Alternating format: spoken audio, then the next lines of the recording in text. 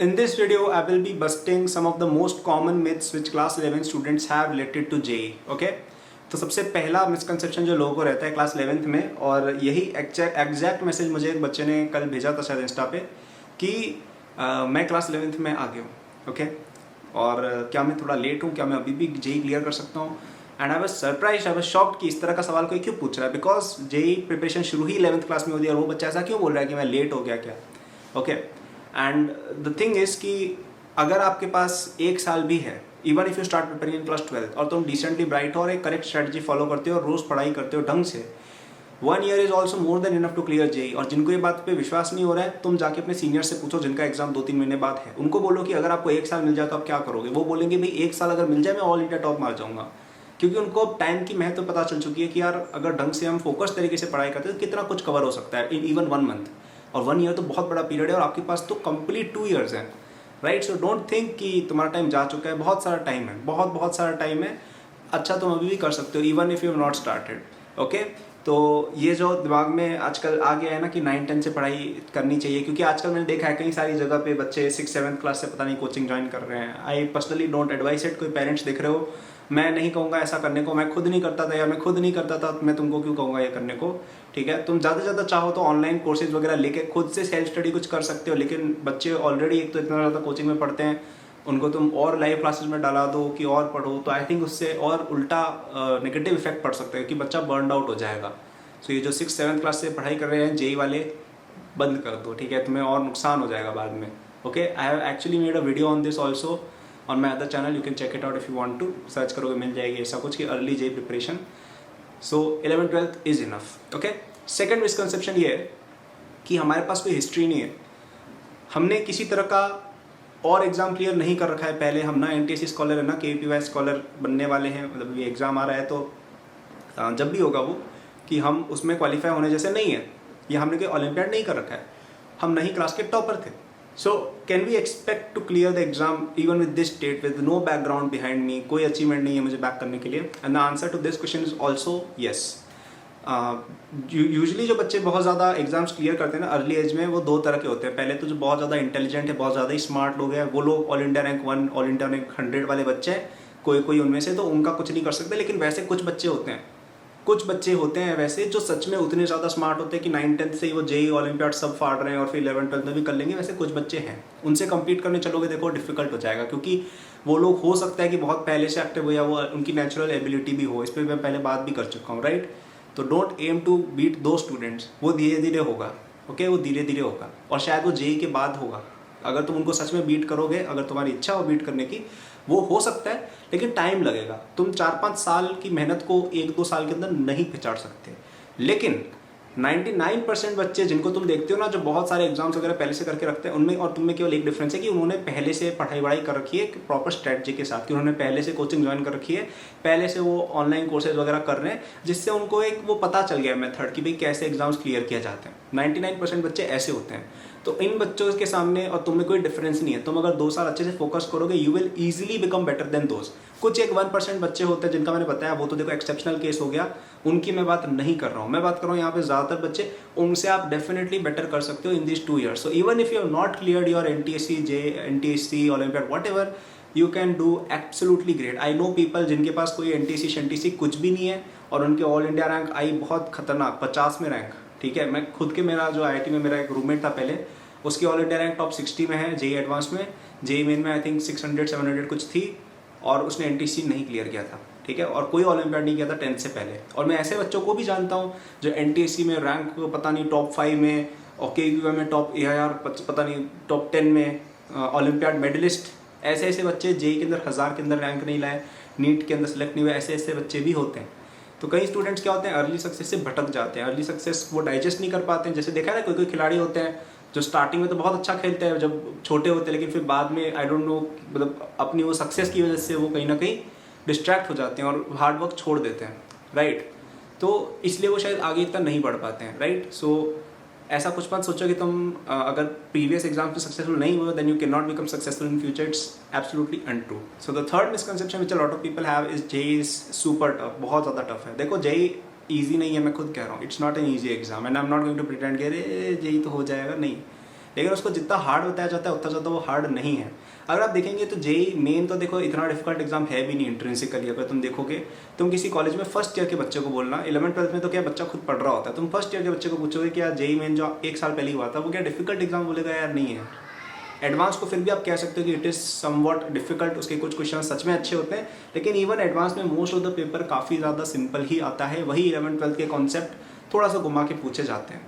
तो अब यहाँ पे डिफिकल्टी कहाँ आती है, कट ऑफ इतना लो क्यों जाता है, बच्चे सिलेक्ट क्यों नहीं होते हैं? Because most people give up too early. Okay, अगर आप पूरे 2 साल, अभी आप जैसे 11th में हो, अगर आप पूरे 2 साल या 1.5 साल जितना भी बचा है, आप पूरे 2 साल अगर शो अप करते हो रोज़ आके आप अपना जितना भी आपको दिया जा रहा है काम वो कर रहे हो, जो भी मटेरियल आपका उसको आप सॉल्व कर रहे हो ढंग से, ओके, जो भी आपका लेक्चर्स है वो आप देख रहे हो, रिवीजन प्रॉपर कर रहे हो, टेस्ट दे रहे हो, PYQs अच्छे से पढ़ रहे हो, और रेगुलर एफर्ट रोज़ अगर आप लगा रहे हो for the complete duration of 2 years या 1.5 या 1 year भी, तो मैं एग्जाम कर लोगे। ज़्यादा लोगों में इतनी एबिलिटी रहती नहीं, वो थक जाते हैं। 1 महीने मेहनत करेंगे भी थक जाएंगे, 1 महीने या 1 हफ्ते बढ़िया पढ़ लेंगे, थक जाएंगे कि अरे अब तो हो गया। इस वजह से सिलेक्ट नहीं होते हैं। इसलिए नहीं कि जेई में कुछ आसमान की चीज़ें आ जाती है, सिंपल चीज़ें ही आती है, but it's more of a test of your durability कि तुम कितने साल वहाँ पे कितने साल एंड्योर कर सकते हो। और एक्चुअली ये एबिलिटी तुम्हें जेई के बाद IIT में भी चाहिए होगी। IIT के अंदर जेई जैसा और उससे थोड़ा डिफिकल्ट इन्वायरमेंट है जिसको तुम्हें 4 साल तक सर्वाइव करना है, and they are actually testing you यहाँ पे कि क्या तुम वो सर्वाइव कर पाओगे through this examination. So it's more of a test of your durability कि तुम कितने साल खड़े रह पाते हो, कितने दिन तक तुम अपना जो गार्ड है उसको होल्ड कर पाते हो। If you can sustain the entire duration of 2 years you will get selected. मैं यहाँ पे तुम्हारा IQ नहीं पूछूंगा, मैं यहाँ पे तुम्हारा हार्डवर्क नहीं पूछूंगा। अगर तुम पूरे 2 साल रोज़ पढ़े हो रेगुलरली, तुम्हारा हो जाएगा। जो बच्चे सिलेक्ट नहीं होते हैं अपने आप से पूछना 2 साल बाद कि हम क्या हर दिन शो अप हुए थे, क्या हमने हर दिन, ठीक है 1 आध दिन चलो बीमार वो नहीं कह रहा हूँ मैं, क्या हमने रेगुलरली सारा काम किया, रेगुलरली पढ़ाई की? अगर की है तो तुम्हारा सिलेक्शन मोस्टली हो जाना चाहिए था, ठीक है। एक्सेप्शनल केसेस हो सकते हैं बट मोस्टली हो जाना चाहिए। सो show up every day, it's not very hard, it's more about longevity. जैसे आप जब पहली बार आपने जैसे क्वाड्रेटिक इक्वेशंस जब पढ़ी थी 9th-10th में, जब भी, तब आपको बहुत डिफिकल्ट लगा होगा कि ये क्या आ रहा है, लेकिन अब आपसे हो जाता है बिकॉज आपको आदत पड़ गई। वैसे ही यहाँ पे आप जो कॉन्सेप्ट पढ़ रहे हो in chemistry, physics, maths, starting में दे माइट सीम डिफिकल्ट, लेकिन आपको एक बार जब उसकी आदत पड़ जाएगी it will become easy. So have some patience, 1 साल रुको, तुम्हें चीज़ें आसान लगने लगेंगी, लेकिन वो 1 साल रुकना पड़ेगा। तुम अगर चाहते हो कि आज तुम्हारे फुल मार्क्स आने लग जाए, नहीं होने वाला है। Everyone has to put in work. मैंने भी हार्ड वर्क पुट किया था कभी ना कभी, किसी और बंदे ने जिसने एग्जाम अच्छा किया उसने भी कभी ना कभी हार्ड वर्क पुट किया था, उसके बाद चीज़ें आसान होने लगती हैं। So do it, okay. The 4th advice, और ये भी बहुत है कि अगर हम हमारी कोचिंग जो हमें सब चीज़ें बता रही है, सारी चीज़ें अगर हम कर लेते हैं तो हमारा सिलेक्शन हो जाएगा। अब ये देखो कुछ हद तक सही है, मतलब ऑब्वियसली तुम्हारी कोचिंग के अंदर इतना सारा मटेरियल मिलता है, अगर तुम सारी चीज़ें देख लेते हो, सारी चीज़ें सॉल्व कर लेते हो, सारे टेस्ट कर लेते हो, तो ऑब्वियसली तुम काफ़ी ज़्यादा जान जाओगे, वो चीज़ है। लेकिन ये बात रियलिस्टिक नहीं होती है, ठीक है। आप में से ज़्यादातर बच्चे जो भी क्लास 11th में, आई एम प्रिटी श्योर आप में से कई सारे बच्चे अपनी कोचिंग का 50% मटेरियल भी नहीं कर पा रहे होंगे। नॉट ओनली बिकॉज वो ज़्यादा डिफिकल्ट होता है, बट ऑल्सो बिकॉज काफ़ी ज़्यादा लंबा होता है। जैसे मैंने देखा है कि मुझे याद है मेरी कोचिंग के अंदर हमें न्यूटन लॉज ऑफ मोशन पे शायद 10 DPP मिली होगी ऑफ 50 to 20 क्वेश्चंस ईच, ठीक है। कोचिंग की शीट में कम से कम 200 से 300 सवाल थे। क्लास के अंदर 50 एग्जाम्पल कराए गए और 50-60 ही क्वेश्चंस हमें होमवर्क में दिए गए, और टेस्ट के मिला दूँ तो कम से कम हमने केवल NLM के 600-700 क्वेश्चन कर लिए होंगे क्लास 11th में ही। और यहाँ पे मैं बुक्स वगैरह का तो गिन भी नहीं रहा हूँ, ओके। अब ये मेरे लिए बहुत ज़्यादा हार्ड रहता था, मतलब मैं काफ़ी ज़्यादा अच्छा फास्ट और अच्छा बंदा, मैं काफ़ी अच्छा एस्पिरेंट था अपने टाइम में, तो मुझे भी डिफ़िकल्टी आती थी कई बार वो टास्क अकम्प्लिश करने में। और मैं अगर इमेजिन करूं कि एक ऐसा बच्चा जो 11th में जस्ट शुरू हुआ है, मैंने 9th में बहुत सारी चीज़ें पहले से करी हुई थी, तब भी मुझे बहुत ज़्यादा पुट इन करना पड़ता था एफर्ट कई बार, तब जाके मैं वो कर पाता था सारे क्वेश्चंस। और अगर मैं इमेजिन करूँ कि क्लास 11th का बच्चा जो एकदम नॉर्मल बच्चा है, जिसने कोई पहले कुछ नहीं कर रखा है, एकदम सिंपल बच्चा है, वो कैसे करेगा? तो मैं कई बार खुद एस्टॉनिश हो जाता हूँ यार कि इतना वर्कलोड क्यों दिया जा रहा है बच्चों को। और फिर अगर कोई बच्चा सिलेक्ट नहीं होता है तो बोल दिया जाता है कि तुमने क्या सारा काम किया।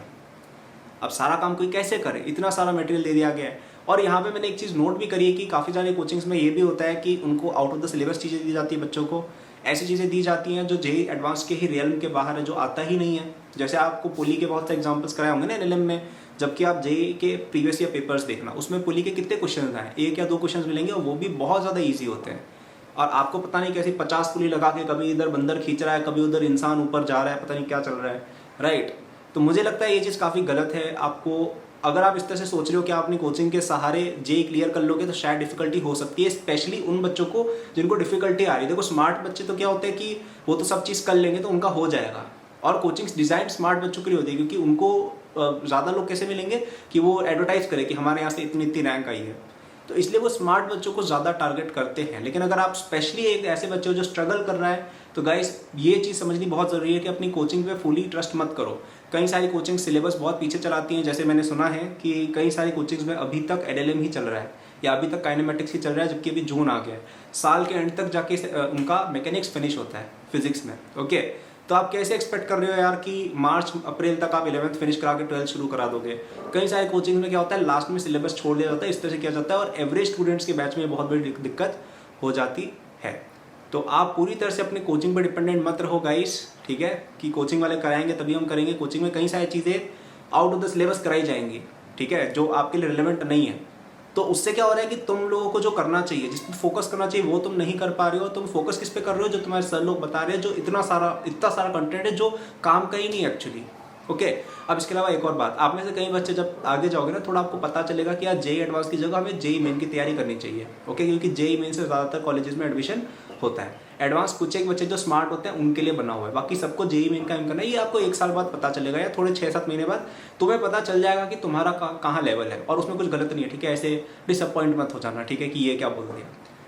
तो अब तुम्हें जेई मेन को एम करना है जैसे, और तुम्हें क्या पढ़ाया जा रहा है, एडवांस की बहुत सारी लंबी चौड़ी चीज़ें, वो गलत अप्रोच है। पहले आपको अपने आप को प्रिपेयर करना है कि यार हम एटलीस्ट बेसिक जान पाए, उसके बाद हम जाके एडवांस जैसी चीज़ों पे जाएंगे, आउट ऑफ द सिलेबस चीज़ों पे जाएंगे। लेकिन ये अप्रोच कई जगह फॉलो नहीं होती है, और इससे बच्चों का काफ़ी ज़्यादा टाइम वेस्ट होता है। So please, and this is probably the most important point, इसलिए मैं काफ़ी देर तक बोल रहा हूँ इस पर। So please if you are a class 11 student, make sure कि आप वही कंटेंट पढ़ो जो आपके लिए रिलेवेंट हो, ठीक है। अगर आपको लग रहा है कि यार प्रीवियस ईयर क्वेश्चंस में ये चीज़ नहीं आई है, तो आप उसके क्वेश्चन थोड़े बहुत स्किप भी कर सकते हो, क्योंकि सारे क्वेश्चन देखो हर बच्चे से नहीं हो पाते हैं, ठीक है। तो तुम्हारे लिए इंपॉर्टेंट है कि जो रिलेवेंट चीज़ें हैं उनको हम पहले करें, उसके बाद इरेलेवेंट चीज़ों को हम कर सकते हैं। यहाँ पे तुम्हारी हेल्प करने के लिए तुम अकेडबूस्ट देख सकते हो, वो मेरा खुद का प्लेटफॉर्म है जिसमें मैंने यही चीज़ों का ध्यान रख के डिज़ाइन किया है कि यार जो भी फालतू की चीज़ें हैं ना, जो जेई में नहीं आती है या जो बिन मतलब की चीज़ें पढ़ाई जाती, सारी हटा दी हैं। हम उसमें क्वेश्चन आपको उतने देते हैं जितने आपके लिए सफिशियंट हो। तो अगर तुम अपनी कोचिंग से स्पेशली फ्रस्ट्रेटेड हो थोड़े कि यार हमसे नहीं कवर हो रहा है या हमें प्रॉब्लम आ रही है, तो तुम एक बार चेक कर सकते हो। वहाँ पे क्या होगा कि एक तो आपका सिलेबस कवरेज कम टाइम में हो जाएगा, क्योंकि बिन मतलब की चीज़ें वहाँ पे नहीं बताई गई है। मैंने भी पढ़ा है वहाँ पे, आपको मेरे भी लेक्चर्स मिल जाएंगे और बाकी टीचर्स के भी मिल जाएंगे अगर आपको और डिटेल में चीज़ें जाननी है तो, ठीक है। उसके बाद आपको हमने जो क्वेश्चन दिए उनमें भी जो इररिलेवेंट इन्फॉर्मेशन है, जो ऐसे क्वेश्चन जो सिलेबस में नहीं है, वो हटा दिए गए। जो चीज़ें काम की है, मतलब अगर तुम केवल उन्हीं क्वेश्चंस को कर लेते हो ना जो हमने तुम्हें दिए हैं, वो कर लोगे तो तुम्हारा अच्छा प्रिपरेशन हो जाएगा विथ प्रोबेबली 1/3 और 1/4 ऑफ द टाइम जो तुम्हें बाकी जगह लगेगा। क्योंकि ये सब जो 500,000 क्वेश्चन वाली जो टाइम पास चल रही है वो सारी हटा दी गई है, ठीक है। तो अगर तुम्हें प्रॉब्लम है तुम अकेडबूस्ट चेक कर सकते हो, वहाँ पे हमारा कोर्स चलता है क्लास 12 क्लास 11 दोनों के फुल कंप्लीट ईयर सब्सक्रिप्शन वगैरह सब हैं, तो चेक कर सकते हो। उसको तुम as a complement to your coaching use कर सकते हो, and as a stand alone tool भी वो काफ़ी ज़्यादा हेल्पफुल रहेगा, ठीक है। तो बॉटम लाइन ये थी कि तुम खुद से भी कर सकते हो, अकेडमिक्स के थ्रू भी कर सकते हो। खुद से करो तो थोड़ा टाइम वेस्ट होगा, अकेडमिक्स के थ्रू तुम्हें थोड़ा इजी रहेगा कि आइडेंटिफाई करो कि क्या चीज़ ऐसी है जो यूजलेस है, जिस पे क्वेश्चन ज़्यादा नहीं आए प्रीवियस ईयर में। जैसे पुली वाले सवाल हैं, उन पे 2-3 सवाल ही आए प्रीवियस ईयर देखोगे तो, और कोचिंग वाले उस पर 2-3 पता नहीं 200-300 क्वेश्चन करा देते हैं, okay. So that is clearly not needed. Basic question आना चाहिए, उसके बाद you can skip it if you are not having the time, और उसको यूज़ करो बेटर चीज़ें करने में। जो चीज़ें आ रही हैं उनको स्ट्रेंथन करने में यूज़ करो, ओके। सो आई होप ये मिसकंसेप्शंस क्लियर हुए हो। क्या क्या मिसकंसेप्शंस थे? सबसे पहला ये कि क्लास 11th लेट है, नई क्लास 11th में प्रिपरेशन शुरू होती है, 2 साल बहुत है। अगर आपने प्रीवियस कोई एग्जाम नहीं किया हुआ, you can still clear JEE, it doesn't matter. If you show up now you will clear the exam definitely. Third, JEE बहुत ज़्यादा डिफिकल्ट है, नहीं ऐसा नहीं है। अगर तुम रोज शो अप करते हो थिंग्स विल बिकम ईजी, और finally you will easily sail through JEE, okay. And fourth, irrelevant material please मत करना, अपनी कोचिंग पे ओवर डिपेंडेंट हो, कम करो, ठीक है। पिछले साल एक पेरेंट ने मुझे कमेंट में बताया था कि उनकी कोचिंग में मैकेनिक्स तक फिनिश नहीं हुआ जनवरी में, मतलब जनवरी में मैकेनिक्स आपका सिलेबस कंप्लीट हो जाना चाहिए 11th का, और मैकेनिक्स चल रहा है अभी फिजिक्स में, ठीक है। तो क्या होता है कि कोचिंग्स में कई सारे लोग बहुत लंबा लंबा पढ़ाते रहते हैं जो आता भी नहीं एग्जाम में, बच्चों का दिमाग खराब होता है। दुनिया भर का होमवर्क मिल जाता है और आंखें खराब होती है, पता नहीं क्या ही चल रहा है। मतलब ये चीज़ मुझे बहुत बेकार लगती है। अब यहाँ पे पेरेंट्स भी कुछ लोग नहीं समझते, वो समझते हैं कि अरे वाह हमारा बच्चा ज़्यादा देर पढ़ रहा है, लेकिन आपका बच्चा ऐसी चीज़ पढ़ रहा है जो नहीं आने वाली एग्जाम में, और मिस आउट कर रहा है उन चीज़ों की प्रैक्टिस पे जो आएंगी। सो होना क्या चाहिए कि आप कम टाइम दो अपनी कोचिंग को, सेल्फ स्टडी पे ज़्यादा टाइम दो, जिसमें आप प्रैक्टिस करोगे, जिसमें आप लेक्चर्स रिवाइज करोगे। ये सब के लिए भी टाइम चाहिए होता है। अगर आप सारा ही टाइम लेक्चर्स देखने में और होमवर्क करने में कर रहे हो तो आप रिविजन कब करोगे, right? So if you have this problem, आप अकेडमिक्स के कोर्सेज चेक कर सकते हो। Thank you for watching, all the best, take care. Like करना यार, सब्सक्राइब करना अगर और अच्छी लगी हो। मैं जेईई अकेडमिक्स की कई सारी वीडियोज़ बनाता हूँ, एंड कमेंट करके बताओ तुम्हारे क्या व्यूज़ हैं।